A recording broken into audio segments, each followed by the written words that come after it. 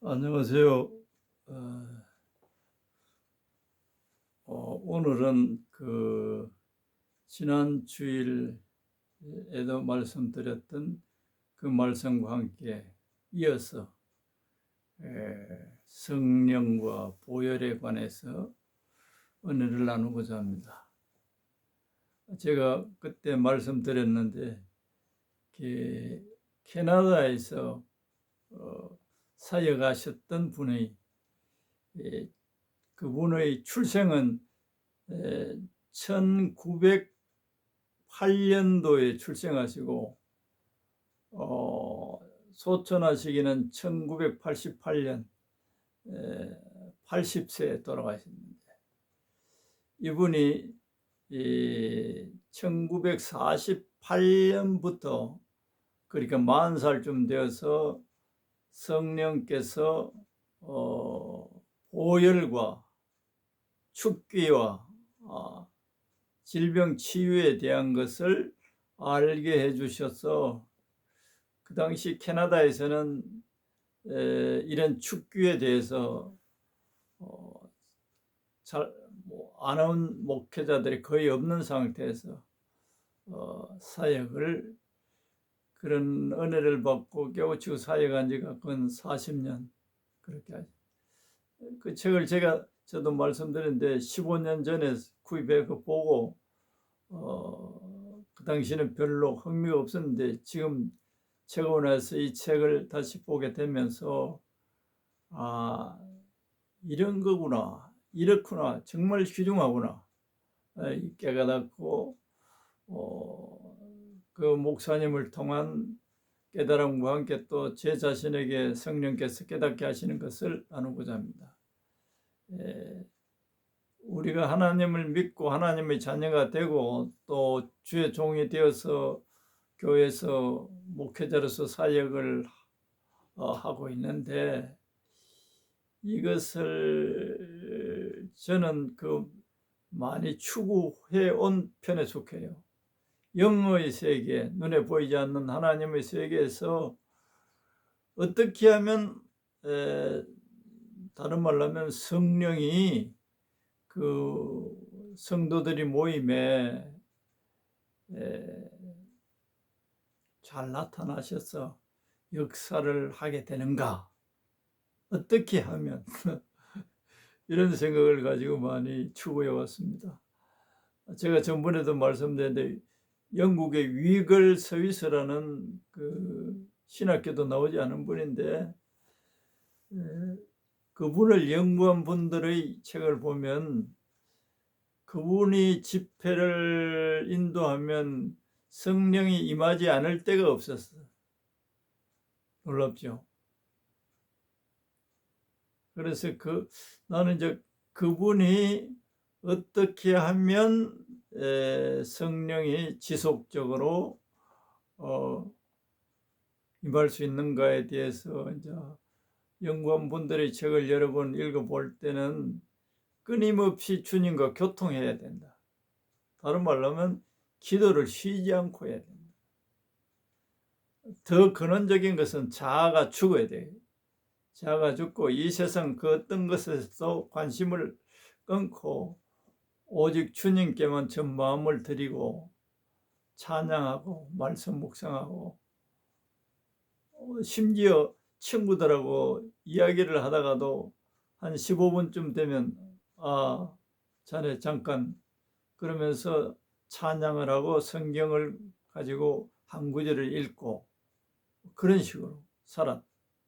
근데 기분이 가는 곳마다 성령이 나타나시는 거예요. 다시 말하면 하나님이 나타나시는 거예요. 그 사람하고 대화하다가 회개하는 사람, 또 기차를 타고 가다가 아주 고질병으로 병원에 가는 사람이 그냥 치유를 받아버리기도 하고, 그분이 하나님의 종이 되어서 사역한 것은 말로 다 할 수 없어요. 이런 하나님의 사람이 되어야 되는데 욕심인지 그렇게 되고 싶은 심정은 있었는데, 그렇게 하기가 보통이 어려운 게 아닌 것 같아요. 보통 일반적인 삶을 살아서는 안 되는 것 같아요. 그런데 그분의 책을 읽고 내 나름대로 이제 해본다고 애를 좀 썼는데 최근에 이 책을 다시금 읽고 이분은 위글 서위스 목사님 같이는 안 했는데 이 캐나다 지금 위글 서위스 목사님 영국 목사님이세요. 그분도 소천하셨고 오늘 내가 그 전번에 말씀드린 맥스웰 우리나라에서는 출판사에서 번역할 때 동일한 단어로 사용 안 하고 나침판에서는 맥스웰 위트라고 해요. 위터. 그리고 또 뭡니까? 다른 출판사에서는 화이트, 맥스웰 화이트. 다른 사람인 걸로 착각합니다. 그 규장각인가 거기서는 화이트로 해놔서 다른 사람 척 같이 이 위트나 화이트 헷갈리는데 위트 이 목사님이 지은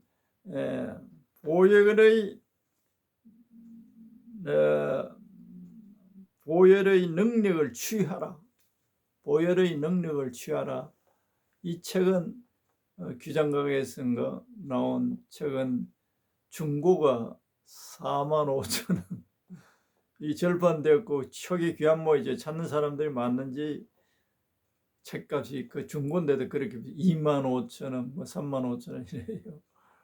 근데 그 이제 화이트라고 돼 있고 그리고 거기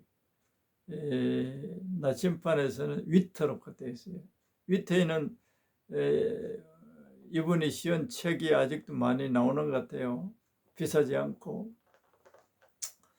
오늘 제가 드리고자 하는 은혜를 나누고자 하는 말씀은 사람들이 이 말씀을 아주 많이 사용해요. 집회 같은 거 할 때 보면 고린도전서 2장 4절 목회자들 또 주의 은혜를 사모하는 성도들은 이 말씀을 성령의 나타남, 우리나라에서 좀 아는 분 목사님은 이 성령의 나타남이라는 이 문구를 현수막에 써놓고 집회하기도 하던 걸 내가 봤는데 이 성령의 나타남, 성령님이 우리 안에 계신다 그래요. 또 실제 계십니다. 성령님이 우리 안에 다 계십니다. 그런데 문제는 이 성령님이 조용하게 계신단 말이야. 그 성령님이 역사를 하셔야 되는데 성령님은 역사를 하되 목적이 뭐냐? 예수님을 증거하는 역사를 하시는 거예요. 성령님의 역할은 예수님을 증거하는 역할을 하세요. 예수님께서도 성천하시기 전에 제자들에게 성령이 임하면 권능을 받고 내 증인이 되리라. 예수님 증언은 성령님이 하십니다. 예수님을 영접한 사람들은 성령님이 그 사람 여러 가지 논란이 있지만 마음속에 계세요. 그 사람 속에 있다고 그냥 말하면 됩니다. 그 사람 속에 성령님이 계세요. 요한복음에서는 그 20장인가 보면 세 분이 다 계신다고요. 성부, 성자, 성령 하나님이 우리 예수님을 영접한 사람 속에는 그래서 삼위일체라고 하죠. 세 분이 한 분이 다 하나님으로 계신다. 성령님이 우리에게 계시는데 문제는 그 성령님이 예수님을 증거하기 위해서 나타나셔야 되는. 하나님이 나타날 때는 주로 무슨 일을 하시느냐? 예수님은 우리들을 구원하신 우리의 고통을 해결하시고 우리의 고통의 원인은 거의 다 마귀로부터 오는 거예요. 다는 아니고 우리가 음식을 잘못 먹어서도 건강이 나빠질 수 있죠. 이 마귀의 일을 제거하는 거예요. 귀신으로 인해서 어떤 사람이 고통을 받고 있다. 그러면 성령님이 나타나서 그 마귀를 제거해 주시는 거예요. 그럼 그 사람은 마귀로 인해서 당하던 고통에서 해방되는 거예요. 간단하게 말하면 그렇습니다. 성령이 나타나야 돼요. 지금 불안하고 초조해 어떤 성도가 하나님의 자녀라도 다 마찬가지입니다. 또 안 믿는 사람들, 하나님이 없다라고 막 부정하는 사람들 가운데 성령님이 나타난단 말이야. 그러면 하나님이 없다라는 사람들도 하나님의 나타남을 통해서 믿게 되는 거예요. 우리 시각적으로 나타나는 게 아니고 거의 이 바람을 우리가 못 보잖아요. 그런데 바람이 지나가면 흔들거리. 그와 같이 성령님이 역사한 곳에는 흔적이 나타나는 거지. 기쁨이 충만해진, 불안하고 초조한 사람들이 평강이 차오는지, 병들었던 사람들이 낫게 되고, 하나님이 없다라고 하는 사람들이 믿게 되고, 죄를 많이 가지고 있던 사람이 회개하는 역사, 갖가지 우리를 창조하신 하나님께서 사랑하는 우리 인간들을 해방시키는, 고쳐주시는, 새롭게 하시는 역사를 이 성령님이 하세요. 그래서 우리 특히 목회자들 성령님이 나타나셔야 되겠는데 성령님이 나타나셔서 역사해 주옵소서. 기도를 많이 하잖아요. 저도 나름대로 기도를 많이 했지만, 그런데 그 아까 언급한 캐나다 맥스웰 위트라는 이 목사님은 자기 경험으로는 이게 보편적인데도 이걸 잘 몰라요.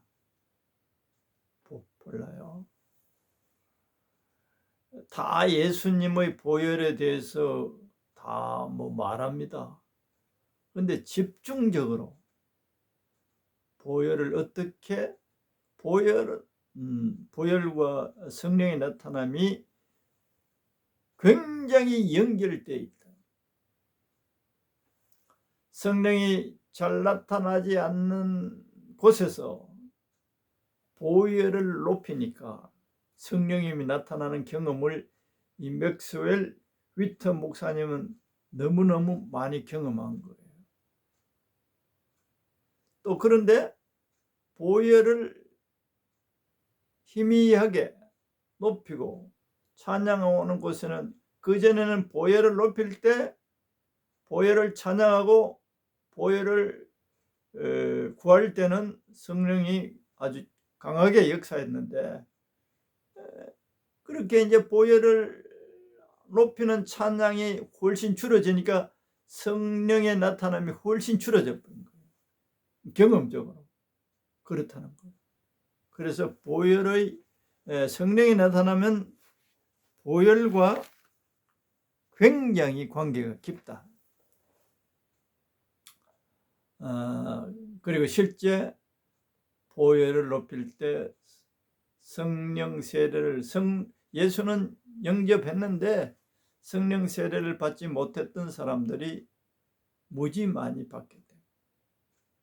또 보혈을 높일 때 성령이 나타나셔서 마귀가 추방되는 일, 치유가 일어나는 일들이 많이 일어났다.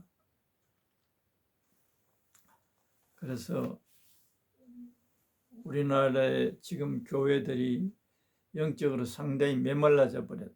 메말랐다는 것은 하나님과의 관계가 상당히 멀어져 있다, 이렇게 표현할 수도 있어요. 하나님과 가까워지면 영혼에 목마름이 없어요. 흡족해요. 그런데 하나님과 멀어져 있는 상태는 목이 마르다라는 이런 표현으로 성도들이 쓰지 않습니까? 갈급하다, 목마르다, 하나님과 멀어져 버렸어요. 이유는 이제 그거는 나중에 하고, 오늘 그 고린도전서 1장 18절에서 그 고린도전서 2장 1절에서 그 6절까지 이 관계가 어떻게 되어 있느냐. 제가 또 이제 깨달으면서 사도 바울께서 성령의 나타남을 당신은 하였다. 그래서 성령의 나타남에 의해서 사람들이 그 하나님의 능력을 보고 믿음을 가지게 자기는 사역을 했다고 고린도전서 2장 1절에서 6절까지 그렇게 고린도 교회 성도들에게 언급합니다. 내가 무슨 말재간을 가지고 부려서 지혜를 가지고 하나님을 믿게 한 것이 아니고 성령님이 나타나서 안 믿는 사람들이 예수님을 믿고 또 성도라도 죄를 짓고 회개하지 않는 사람들이 세계가 되고 또 질병에 시달리는 사람들이 고침을 받고 그렇게 멀어져 있는 하나님과 가까워지는 성령의 나타남에 의해서 나는 사람들에게 그렇게 나는 사역을 했다 이런 거예요. 그런데 이제 그 고린도전서 1장 6절까지 2장 1절에서 6절까지 말씀 앞에 1장 18절에서 30일까지 보면 거기도 십자가의 도라는 말을 많이 언급해요. 십자가의 도. 다시 말하면 간추려서 쉽게 말하면 십자가의 도는 죽어야 다시 산다 이런 내용이에요. 근데 이제 오늘 여기 보면 고린도전서 2장 2절에 예수 그리스도와 그가 십자가에 못 박히신 것 외에는 아무것도 알지. 십자가에 예수가 못 박힌 것 이것에 대해서 나는 집중했다 이거예요. 그리고 성령의 나타남이라는 말을 4절에 언급하는데 이 말씀을 보면 제가 이해하고 이렇게 쉽게 말씀을 드리고 싶은 내용은 성령의 나타남은 십자가로 인해 우리 죄인들을 고통당하는 우리들을 위해서 피를 흘려주신 그것으로 하나님께서 하신 그 일들을 증거하고 알릴 때 성령님이 나타난다.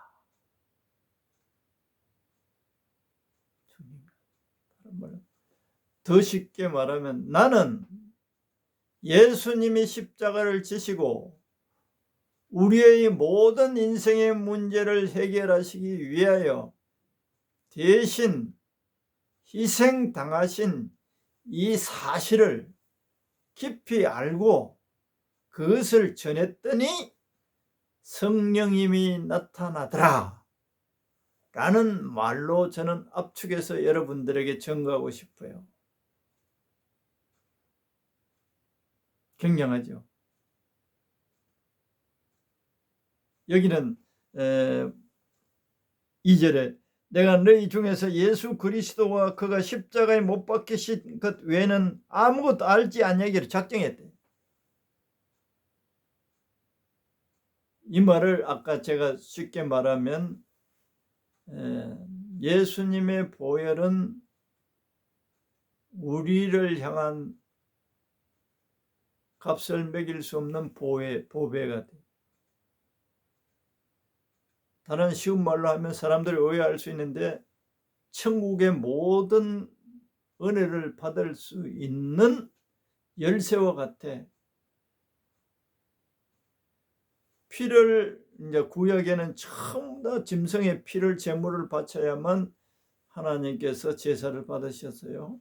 그게 신약의 예수님의 피예요.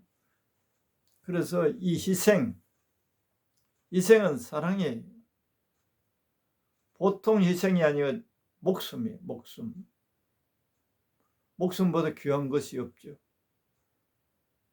예수님이 우리 죄인들을 위해서 희생당하신 이 상징적인 말이 십자가를, 그리고 그 십자가를 구체적으로 말하면 피 흘려 주심. 피 흘려 주심은 우리를 위해서 희생하심. 그 희생하심은 하나님이 우리들을, 죄인들을 사랑하시는 증표. 그렇게 연결해서 생각할 수 있어요. 예수님 이렇게 부르고 우리가 예수님께 구하기도 합니다. 그렇게 되어 있습니다. 그런데 예수님이 부활하시고 난 다음에 또 사도 바울이 이 깨달은 그 내용은, 또 12제자들도 보혈에 의해서 우리 지성에 성령을 하나님 아버지가 부어주시기 시작했다. 보혈이 아주 속된 말, 인간적으로 보면 성령을 부어주시는 값이다. 그래서 예수님이 보혈로 값을 다 지불하였다. 그런데 그 값을 인정하고 높이고 찬양할 때 성령님이 예수님의 현현으로서 나타나십니다. 그 보혈의 희생과 사랑을 우리들이 믿고 거기에 감사하고 그 보혈을 찬양할 때 성령이 임하시는 거예요. 성령이 나타나서 구원의 역사를 이룬다. 그래서 예배당에서 소위 말하는 준비 찬송 이런 거 있잖아요. 찬송이 여러 많지만은 핵심은 구약 성전에서 하나님께 나아갈 때는 거의 짐승의 피가 없으면 성전 나갈 수 없었어요. 교회에서 이런저런 찬송보다도 예수님의 보혈을 높이는 찬송을 해야 하나님이 기뻐하시고 성령으로 임재하신다는 것. 그걸 목회자나 성도들이 다 알았으면 좋겠어요. 근성으로 아니고 깊이 묵상하고 기도하는 가운데 그 예수님의 사랑, 희생하심, 거기에 대한 감사의 반응이 이 찬송을 하고, 우리나라 그 김도훈 선생이 보혈을 지나 아버지 품으로, 보혈을 지나 하나님 품으로, 보혈을 지나 하나님 품으로 한 걸음씩 나가네. 존귀한 주 보혈이 내 영을 새롭게 하시네. 보혈을 높일 때 이 보혈이 정결하게 하는 역사를 하는 거예요. 영의 세계, 우리 사람의 물질적으로 보면 피를 바르는데 어떻게 깨끗하냐 그러는데, 영의 세계에서 더러운 죄악들이 씻어져 버려. 보혈에 관한, 또 보혈로 인해서 우리가 하나님의 그 놀라운 은혜를 누리는 찬송이 많잖아요. 그 찬송들을 다시금 그 가사가 담긴 내용들을 그 찬송가 작사자들이 경험적으로 알았던 보혈 같아요.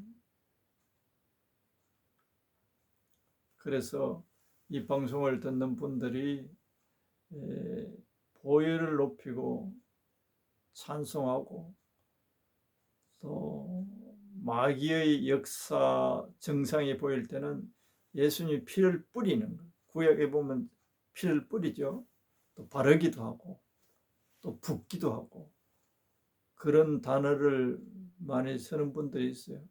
우리나라에는 이제 뭐 지금 1970년대 이후에는 보혈에 대해서 연구도 많이 하고 하는 분들 많기도 하지만 모르는 분들이 더 많은 것 같아요. 보혈을 깊이 생각하고 그 속에서 하나님의 사랑의 심장을 봐요. 우리 죄인들을 향한 하나님의 사랑을 읽어내.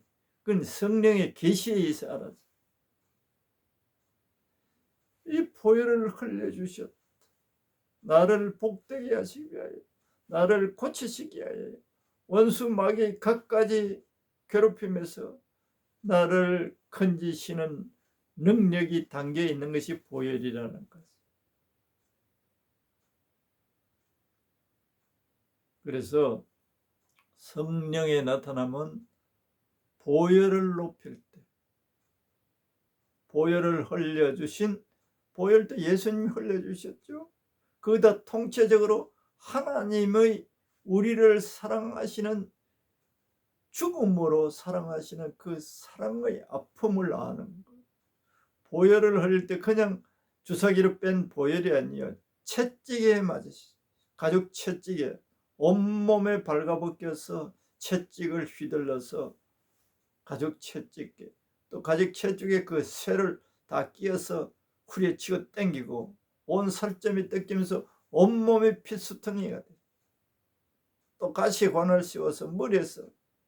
그 보혈은 우리가 당해야 할 모든 죄로 인한 고통, 죄로 인해 마귀에 시달리는 우리들을 위해서 흘리신 보혈이라는 것, 우리가 깊이 묵상하고 그 보혈에 대해 우리가 믿음으로 반응할 때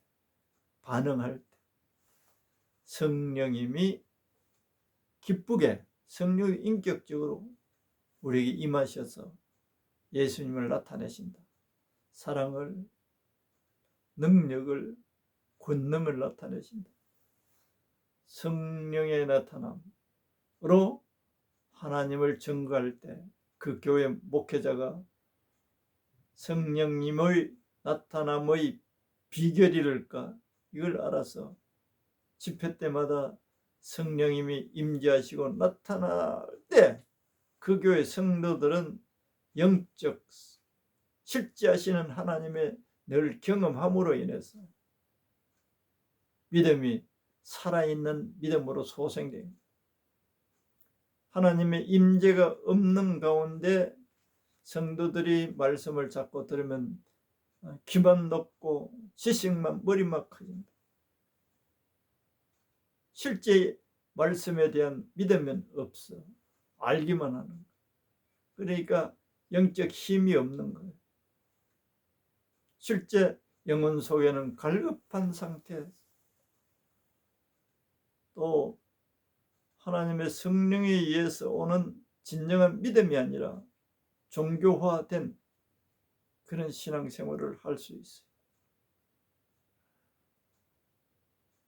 저도 작은 교회를 지금 가서 설교하고 있는데 보혈을 새롭게 놓길 때 분위기가 달라져요. 성령이 임재하시는 것을 느낄 수 있어요. 내 자신도 또한 성령님을 보혈을 자꾸 높이는, 또 보혈을 구하는 기도를 하고 하니 점차 변화되는 것을 느낄 수 있어요. 보혈을 높이고 십자가에 달리신 예수님 사랑을 더 깊이 알고자 하는 마음을 가지고 시간을 갖고서 보혈을 찬양하고 할 때 성령님이 언제나 역사할 수 있다는 것을 믿고 기도하여서 목회가, 신앙생활이 복되어지기를 바랍니다. 감사합니다.